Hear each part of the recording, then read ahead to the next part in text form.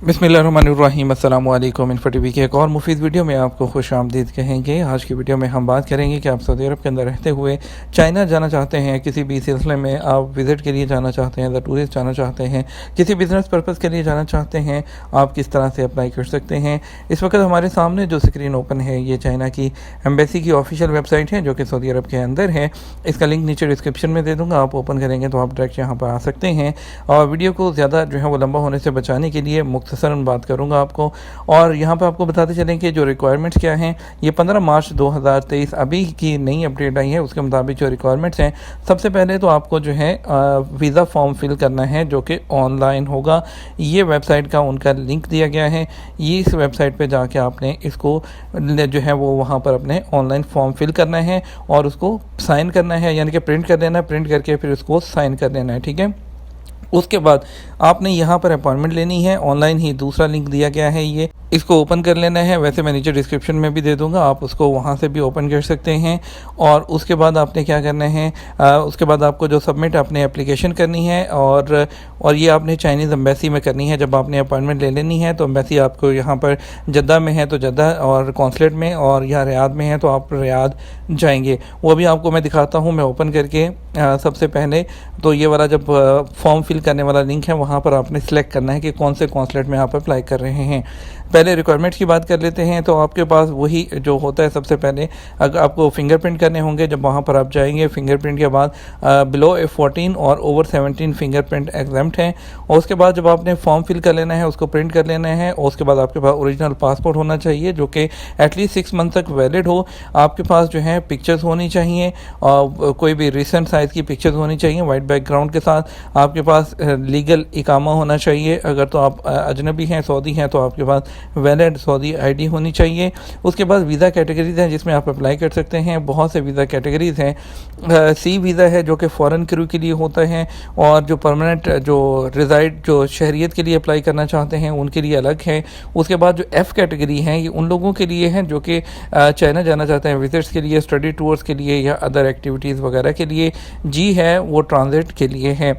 मुख्तलिफ इस तरह की एग्ज़ाम है यहाँ पर जो डिफरेंट लोगों के लिए हैं, जो डिफरेंट अप्लाई करना चाहते हैं वो उस कैटेगरी में अप्लाई करेंगे। लेकिन मोस्टली अब यहाँ पर हम बात कर रहे हैं वो F कैटेगरी के लिए हैं कि आप टूरिस्ट या विज़िट वीज़ा के लिए या दीगर एक्टिविटीज़ के लिए आप अप्लाई करना चाहें। अब हम जो ये लिंक है इसको यहाँ से कॉपी कर लेंगे और ओपन करेंगे ये वाला लिंक जो कि जहाँ पर हमें फॉर्म फिल करना है।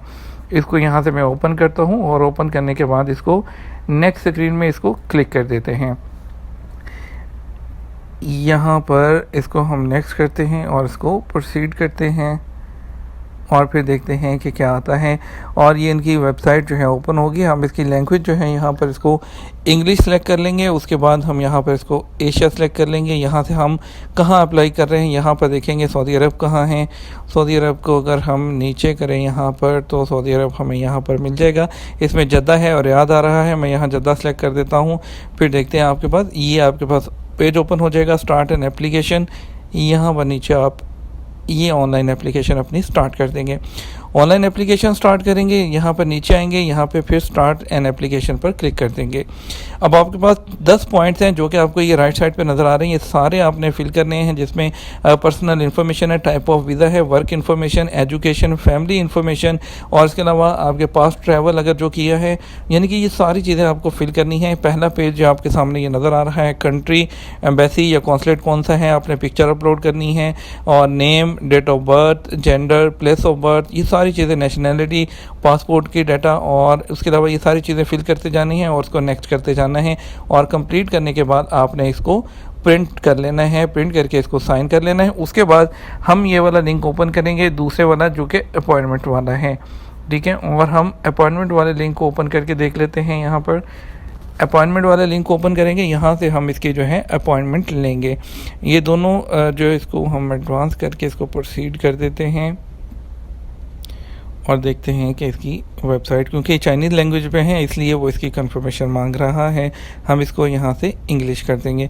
फिर उसी तरह हम यहाँ पे एशिया सेलेक्ट करेंगे, और फिर यहाँ से हम फिर दोबारा जो भी हमारा रेलिवेंट जो है जद्दा है या रियाद है वो यहाँ से सिलेक्ट कर लेंगे।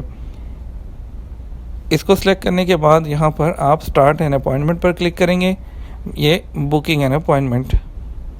इस पर क्लिक करने के बाद आप अपनी कॉन्टैक्ट इन्फॉर्मेशन देंगे, अपना नाम, फ़ोन नंबर, ईमेल एड्रेस, और वहाँ पे आपका जो एप्लीकेशन आईडी जनरेट होगा वो फॉर्म के ऊपर वो आईडी लिखना है, सेव और नेक्स्ट करना है, और आपने टाइम और डेट सेलेक्ट करके यहाँ से अपॉइंटमेंट ले लेनी है।